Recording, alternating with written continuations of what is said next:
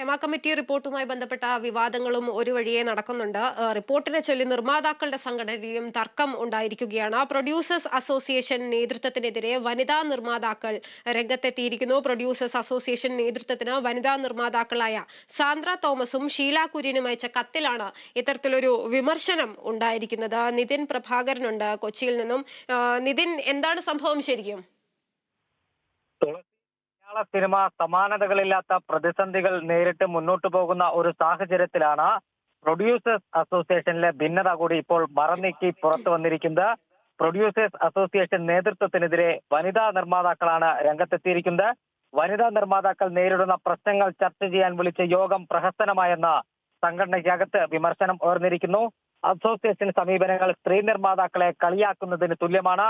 Producers അസോസിയേഷനെ നിയന്ത്രിക്കുന്നത് ബാഹ്യശക്തികളാണെന്നും പുതിയ കമ്മിറ്റിയെ അടിയന്തരമായി തെരഞ്ഞെടുക്കണമെന്നും ആവശ്യമുയർന്നിട്ടുണ്ട്. സംഘടനാ നേതൃത്വത്തിന് വനിതാ നിർമ്മാതാക്കളായ സാന്ദ്ര തോമസും ഷീല കുര്യനും അയച്ച കത്തിലാണ് ഈ വിമർശനം ഉണ്ടായിരിക്കുന്നത്.